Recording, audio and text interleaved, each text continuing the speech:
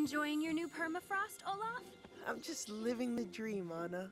It has been 6 years since Disney's Frozen stormed into theaters and childhood obsessions with the force of an avalanche.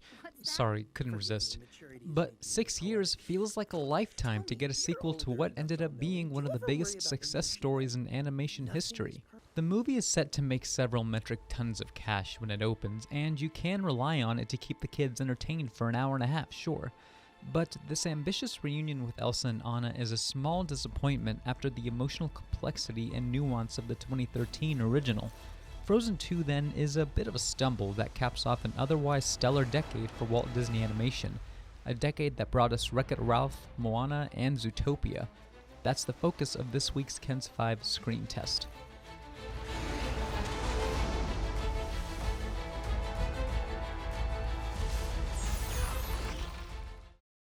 Frozen 2 places a higher emphasis than its predecessor did on building up the mythology that surrounds the Kingdom of Arendelle, and it turns out Elsa and Anna's ancestors have a role in that history.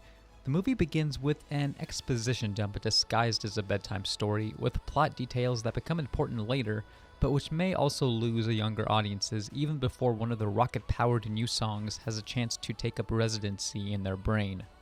Fast forward to the present, where a mysterious melody is making its way to the kingdom and only Elsa can hear it. Much like the first movie, it's her urge to venture out and find answers that lurches the plot into motion, with Anna, Olaf, and Kristoff along for the ride. Me too. I'll drive. I'll bring the snacks! I will look after your people. Please make sure they stay out of the kingdom until we return. Of course.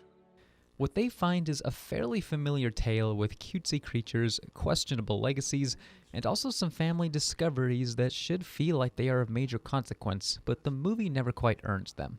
What's even stranger is that the stakes born from individual choices are typically dashed before the audience has a chance to fully grasp them, making the whole affair feel a bit more convoluted than the first time around. We all kind of got it. That first Frozen was powered by an addictive balance of humor, emotion, and gorgeous imagery, along with, of course, that addictive soundtrack. But comedy is the only thing on that list that feels most broadly applied to in the sequel. Olaf continues to steal scenes with strange quips that feel perversely out of place in this universe.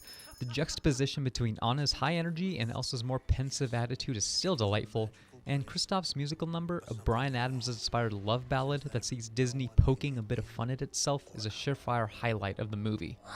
Papa, that was epic. By comparison, the other narrative elements simply don't feel as deeply considered.